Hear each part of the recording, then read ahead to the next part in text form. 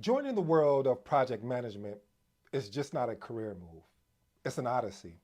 Actually, it's filled with opportunities, challenges, also rewards. It's where strategies become realities, innovations are born, and professionals find their purpose. If this is something that entertains you or excites you or you're arrested your attention, please stay tuned as I talk about today's episode, which is the title, Why Work in Project Management? No, really. Why work in project management? Hey, if you're new to the channel, I go by the name of ED. For all you smart and intelligent folks out there, listen, that just simply means Ed. I have a 7-point framework, which I go over 7 points, and hopefully I deliver enough value that I could bring you over to the project management side. If you're not a project manager already, excuse me, if you are a project manager, then hey, we're just exchanging ideas here. I look forward to hearing your feedback. Leave a message, hit that like, subscribe, and leave a comment, and let's see what happens. Let's work. Point number one, opportunities. Say what? I'm talking about opportunity. Listen, project management really truly opens the door to diverse industries from technology to healthcare, construction to finance. And the unique thing about project management, family, and the reason why I'm so passionate, I'm so obsessed with this thing called project management is because of that. There's so many opportunities. Like sometimes people get so caught up in the IT of things that they forget about the other aspects, what I just mentioned, which is healthcare, which is finance, which is construction. A project manager, if you've watched any of the videos thus far, you know that a project manager, we're like a chameleon in a sense. Oh, I like that. I think that may be my new thing. We're like a chameleon. Well, an exceptional project manager is like a chameleon. They should be able to fit in, plug and play. They may not have all the details of the industry just yet, but the whole thing, because that project manager is a life learner, it shouldn't take them long to get up to speed. And when I say shouldn't take them long, that's depending on what the ask is. But if the point I'm really driving home is that this is project management creates so many opportunities in different organizations. So if you're out there looking for a project management role, just don't get stuck in IT and say, oh, well, there's nothing available in IT for a project manager. I'm not going to do that. No. You need to open up your mind. You need to get outside the box. No point intended. But seriously though, family, it really, I mean, okay, I can go on and on. Let me not drain this. Let's move on to point number two. Um, multi, I said multidisciplinary mastery. Basically, as a project manager, you have to develop an expertise in discipline. Yeah, why is that? Because there's various domains from risk management to procurement to quality assurance to stakeholder engagement. I could go on and on. But as you're, the more you're disciplined, so I'll remix that and say discipline mastery. And when I say mastery, I'm not saying guru mastery. I'm saying continuously beating on your craft or working on your craft or developing your craft or being better at your craft and understanding that you're going to have to be able to, okay, we're in this box right now. Now we're going to move over here and work on this. And then we'll move back over here and then we'll come back. So you have to have the discipline to, as Gary Keller said, keep in his book, I think it's one thing, the one thing, or oh man, I'm mad, I can't remember that. But anyway, the whole thing is don't get spread all over the place until you first focus on one box at a time. That's a discipline. Sometimes as project manager, if you're leading multiple projects, you'll feel like you're all over the place. But if you stay disciplined to, hey, I'm working on this particular item or this project today. Now, if something comes up that you have to make a switch, you've planned properly to ensure that, hey, I can make that adjustment and be able to adapt. Point number three, leadership development. Listen, as a project manager, you'll always hear me say, we do not manage. Well, some of them do. We don't.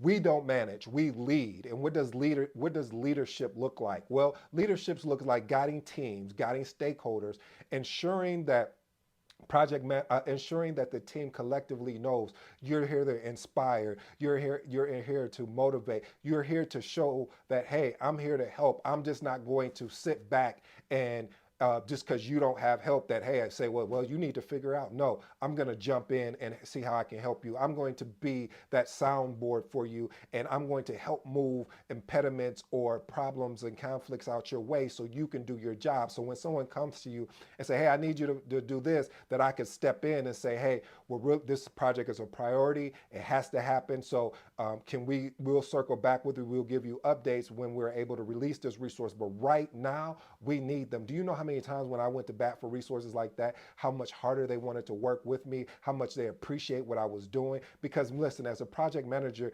they're doing the majority of the time, the stakeholders are doing the work, and you have to ensure that you're giving them all the support. If they need you to jump on a call, you need to jump on a call. If they need you to compose the email, you need to compose the email so they can keep the main thing the main thing. Let's move on to point number 4. Point number 4, as a project manager, you're going to have to develop project problem solving skills. And I like to call it root problem solving skills. What does that mean? Root problem solving skill, meaning that we're not going to address just the surface layer. We're going to figure out what's really going on. There was a project that I was leading where there was conflict. Every time these two resources got on the phone, they was waiting.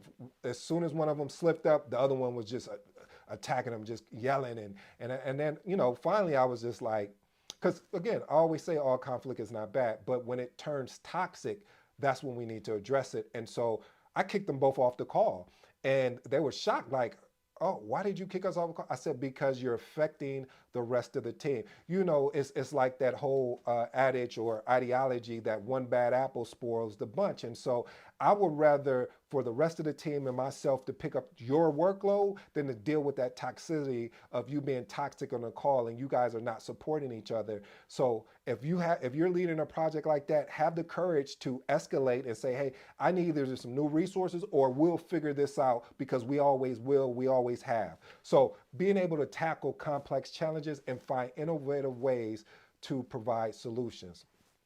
Point number 5, which you will love, career advancement. Listen, there are some amazing certifications out there. Shout out to my favorite institute, Project Management Institute. But Project Management Institute, they have so many different certifications, but their foundation really was started with PMP, the CAPM, and then their newest one, which is the PMI ACP, and the ACP is around Agile. That's one that I'm going after now. I have the PMP and the CAPM, not trying to impress you, but to impress upon you that the career advancements here for a project manager, there's someone that's a life learner. It really unlocks a new career for for growth in your career. And reason why is because you're constantly having to add more tools to your toolbox. You're constantly having to learn, unlearn, and then relearn again. Ooh, I like that, because a lot of times, the old style of project management is not, effective on the new style of project management. What do you mean, ED? Well, this is how it is. There used to be, I think, when I started studying project management, there was only 47 processes. Now we're up to 49. There was different verbiages of context of how the name was. Like, it used to be, instead of resource management, it was human resource management.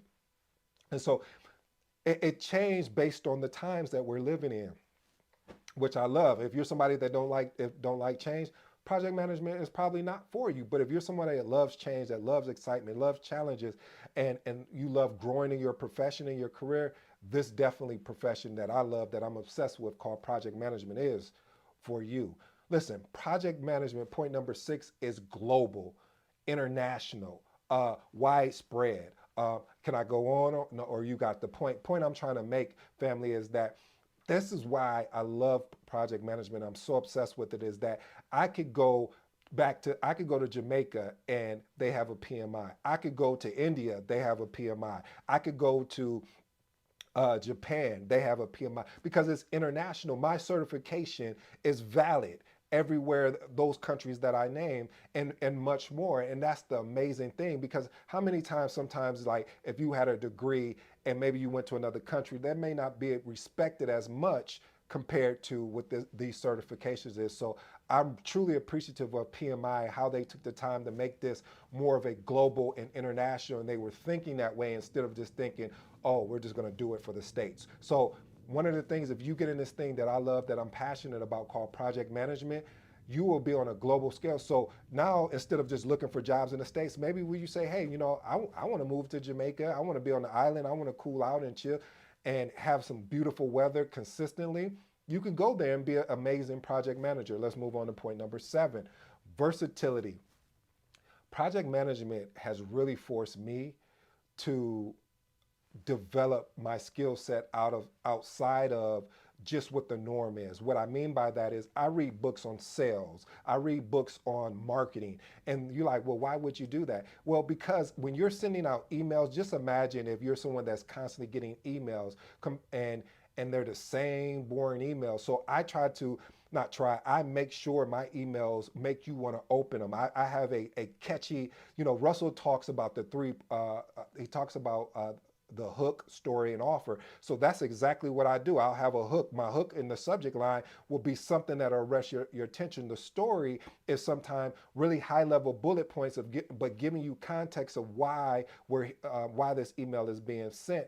And then the offer is, hey, I need help, or hey, we need to get some more additional resources in place so we can be successful. So you have to have that versatility. And also with being a project manager, these skills are transferable across all industries. I have not seen one industry yet, and maybe it proved me wrong, that you wouldn't be able to use these transferable skills that allow you to be a true asset. I want to over deliver again, family. So, my last and final point is continuous learning. I will tell you this, do not, and I repeat, do not get into this profession if you are refusing to be a lifelong learner. Because if you get one of those certifications, if you decide to go after your PMP, if you decide to go after your CAPM, if you decide to go after your PMI ACP, you're going to be required to get something called PDUs. What are PDUs? Great question. PDUs are professional development units. For me as a PMP, I need to have 60 over 3 years. So for me, I knock mine out fast because I'm constantly learning. I'm constantly honing my skill, and I'm nowhere close to where I want to be, but I'm so much further than where I used to be. Hey family, I hope you enjoyed today's episode. I go by the name of ED. Until next time, you know the slogan, you know the motto. I'm out.